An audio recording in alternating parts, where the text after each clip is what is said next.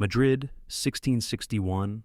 The air hung thick with incense and winter smoke as the cathedral bells tolled for a newborn prince. The sound carried over the rooftops like a hymn of hope. But inside the royal chambers of El Alcázar, that hope felt hollow. Beneath velvet canopies and candlelight, a child had entered the world, small, trembling, and already fighting to breathe. Queen Mariana of Austria cradled her son with trembling hands. Around her, priests murmured desperate prayers, splashing holy water over the cradle as if to wash away some unseen stain. Courtiers whispered that the prince's cry sounded wrong, more gasp than wail, more curse than blessing. His jaw hung heavy and loose, his eyes unfocused, his tiny body weak as though he'd been stitched together from exhaustion itself. They named him Charles, heir to one of the greatest empires on earth. Yet even as he lay swaddled in gold, something inside the palace knew. Spain's bloodline had reached its breaking point. For 2 centuries, the Habsburgs had married only themselves, cousin to cousin, uncle to niece, all in the name of purity, of power, of keeping their blue blood untainted. But that same blood had turned on them.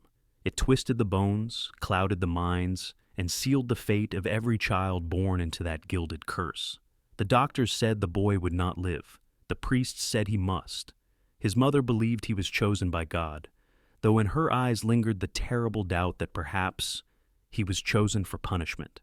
As the years passed, the whispers grew darker. Some said he'd been born bewitched, others that he was not quite human at all. But in truth, Charles II was simply the last echo of a dynasty that had fed on itself, until nothing pure remained. The bells outside the palace continued to ring, announcing the birth of a king. But to those within, each toll sounded less like celebration and more like warning. Tell me, where are you watching from tonight? Somewhere quiet, maybe, where the old stories still linger? Because here on Underbelly Bloodline, we wander through history's darkest bloodlines, where power and sin share the same name. Subscribe and step deeper into the curse. The story of Charles II did not begin in the cradle. It began in the tangled roots of a family tree that should never have been watered. For centuries, the Habsburgs had ruled by divine right. Kings, queens, and emperors all convinced that God himself had chosen their blood. But in their hunger to keep that blood pure, they began to drink from their own well. Uncles took nieces to wife. Cousins wed cousins. Each generation folded inward, twisting flesh and fate into something that no longer resembled humanity at all. In the candlelit halls of Europe's palaces, marriage was not an act of love. It was a transaction, a signature for power, a trade in bloodlines. And as the ink dried on each royal union, the curse deepened. Portraits from centuries past now hang silent in Madrid's royal galleries, painted faces staring down with vacant, sunken eyes. Their features grow more warped the further you walk down the line. The heavy lower lip, the receding chin, the same haunted gaze that seems to plead for release. Each canvas whispers the same truth. We made ourselves gods, and became monsters instead. By the time Charles was born, his family's bloodline resembled a circle, not a tree. His father, Philip IV, had married his own niece. His mother was both his aunt and his cousin. His grandparents were the same on both sides. The boy carried less genetic variation than the child of a brother and sister. The result was not just frailty, it was something spiritual. The Habsburgs believed they were chosen, but perhaps what they'd really been chosen for was to bear the consequence of their pride. Their empire was vast, stretching from the gold mines of the New World to the palaces of Vienna, but their family, at its core, was collapsing inward. Generation by generation, the blood grew thinner, the minds weaker, the jaws heavier. And in the center of that spiraling curse stood a single child, small, trembling, and doomed to rule. He was not born of man and woman, but of repetition. In the vast marble halls of the Spanish court, footsteps echoed like the ticking of a clock, marking time for a child who could not keep pace with the world around him. Charles, the only son of Spain, grew not as a prince should, but as a shadow. He did not walk until the age of 8. His limbs were thin, his bones soft, his head too heavy for his neck to bear. When he tried to stand, his legs trembled like reeds in the wind. His tongue, thick and swollen, made speech a cruel labor. Words spilled from his mouth as slurred fragments, half-formed and dripping with saliva. Servants carried him everywhere, through candlelit corridors, past towering portraits of ancestors who seemed to stare down in judgment. The boy's eyes darted between them, perhaps sensing that he was their final echo, the last, frail link in a bloodline that had devoured itself. His tutors whispered behind closed doors that the prince had the mind of a toddler. They tried to teach him Latin, scripture, the names of saints and kings, but the lessons slid off him like rain on glass.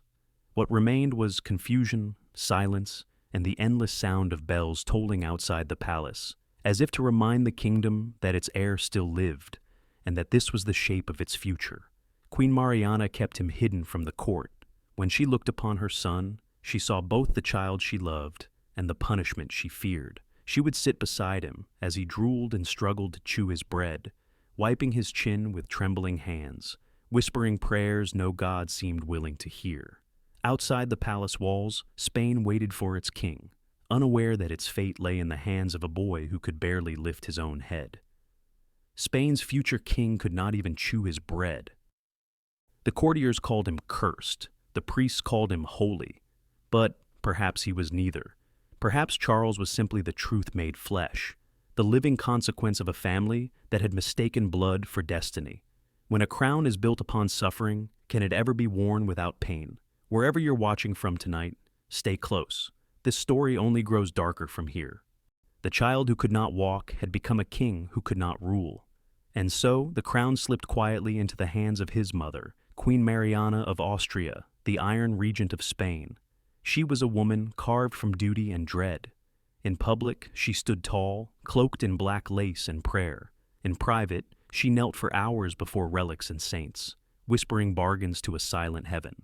Each breath she took was heavy with guilt, for she believed her son's broken body was the punishment of her blood. Through her, the kingdom was governed, but through her, it was also haunted. Ministers trembled beneath her gaze. Foreign ambassadors spoke of her as a queen possessed, not by power, but by fear. She trusted no one, not even the walls that listened. Every shadow held a conspirator, every whisper a betrayal. At night, the palace of El Alcázar turned into a cathedral of flickering light. Candles burned down to nubs as priests circled the young king's chambers, murmuring Latin exorcisms over his limp form. The air smelled of wax, incense, and quiet despair. In the corner, Charles's reflection stared back from a silver mirror, his face warped by the flame, his jaw slack, his eyes glassy. His mother's hands shook as she made the sign of the cross, whispering, "God, cleanse what blood has cursed." But no miracle came. The more she prayed, the more Spain decayed. The fields turned barren, the treasury emptied, and the empire's glory faded like paint peeling from old stone. Yet still, Mariana clung to faith, not strategy. She ruled by candlelight, confession, and superstition, believing that somewhere between relics and rosaries lay the redemption of her son and of herself. In her desperation, she ruled not through reason, but through faith and fear. She would die never knowing which was stronger. Outside the palace walls, the people began to murmur that Spain was ruled not by kings or queens, but by ghosts. They called him El Hechizado, the Bewitched One. The name spread through Spain like wildfire, whispered in taverns, echoed in cathedrals, printed in secret letters to foreign courts. They said King Charles II was not merely ill, but possessed. The rumors began in the royal palace itself. Servants spoke of strange cries echoing through the corridors at night, of candles extinguishing on their own, of the young king trembling and foaming at the mouth as priests rushed to restrain him.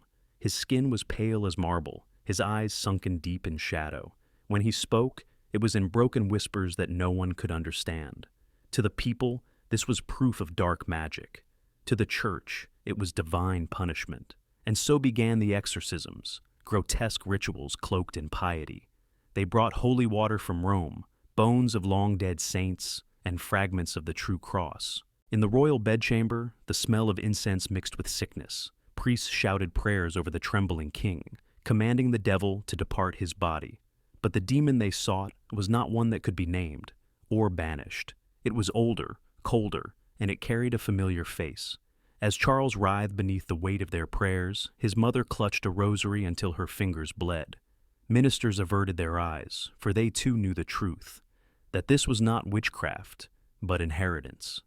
Each twitch of his jaw, each murmur from his thickened tongue, was the echo of centuries of inbreeding. The people demanded to know who had cursed their king, but no sorcerer could be found. Only a family tree that looped endlessly back upon itself. Charles II, last of his line, became a living ghost, trapped between heaven and decay, half man, half relic of a dynasty that had damned itself in the name of purity. No demon had done this, only the hands of his own ancestors. He would live out his days surrounded by crucifixes, candles, and the hollow sound of prayers unanswered, a kingdom mistaking divine wrath for human consequence. In a kingdom haunted by its own blood, the court clung to one fragile hope, that an heir might yet be born to save the Spanish throne, and so they forced the broken king into marriage. His bride was Marie-Louise of Orléans, a young French princess barely 16, sent across the Pyrenees like a lamb to the altar. She arrived in Madrid beneath the weight of golden veils and fearful eyes, her beauty lighting the gray halls of the Alcazar for a moment, before the darkness swallowed her too. They said she was gentle, vivacious, full of laughter, until she met her husband. Charles was pale, trembling, his eyes lost in some distant fog. His body, twisted and frail, could barely carry the weight of his crown. His breath came heavy, his jaw hung slack. When he tried to smile, it looked more like pain. On her first night in the royal bedchamber, Marie-Louise wrote secretly to her family in France, "The king does not know what a wife is. She would never bear a child. The doctors prescribed potions, the priests offered relics, and the court whispered prayers for fertility. But the curse ran deeper than any medicine could reach. Loneliness became her companion. She rode her horses through the palace gardens for hours, trying to forget the hollow silence that followed her inside. Her laughter faded, her body weakened, and at just 26 she died, some say from illness, others from despair. Spain wept, but not for love, for succession. The court demanded another queen, another womb to test the will of God. And so came Mariana of Neuburg, a German princess promised to revive the dying line. Yet she too would find no comfort in the bed of the bewitched king. Months turned to years, still no child, still no heir. In the end, 2 queens had given everything their bodies could offer, only to bury their hope beside their youth. 2 queens, 2 wombs, and no son. The royal blood had gone dry, and with it, the empire began to rot. Once, Spain had been a kingdom of gold, a land that stretched from the silver veins of the New World to the marble palaces of Europe. Its ships ruled the seas, its name carried the weight of God and empire. But under King Charles II, that glory turned to dust. The empire that once conquered continents now could not feed its own people. Famine swept through the countryside, leaving villages hollow and fields barren. Bread riots broke out in Madrid. Plague followed famine, as if summoned by despair. The air stank of sickness and smoke. The bells that once rang for royal births now tolled endlessly for the dead.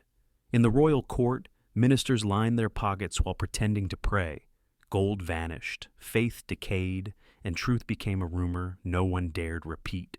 Spain's enemies circled like vultures, each waiting for the kingdom's final breath. France to the north, Austria to the east, all watching the dying monarch with quiet, patient hunger. Charles himself became the mirror of his realm, frail, decaying, eaten from within. He spent his days trembling on velvet cushions, unable to stand, his eyes glazed and wet. His hair thinned, his teeth fell, and his body swelled with sickness. At times, he believed himself already dead. He would ask his courtiers to dig up his father's bones, demanding to see if the corpse had decayed, as though his family's rot could prove his own. The royal physicians whispered that the king's body was failing. But the truth was crueler still. Spain's body was failing too. Its arteries were clogged with corruption, its heart weak from greed, its soul rotted by centuries of pride. The empire that once burned with divine fire now flickered like a dying candle. And every time the king's breath rattled, so too did the breath of his nation. The body of the king mirrored the body of his kingdom, rotting from within. Outside, peasants prayed for deliverance. Inside, nobles prayed for inheritance. Both knew the end was near. By the final years of his reign, King Charles II no longer ruled. He merely endured. The palace had grown quiet, save for the echo of his labored breathing. Curtains stayed drawn, servants moved like ghosts, and the smell of sickness lingered through the marble halls like incense for the dead.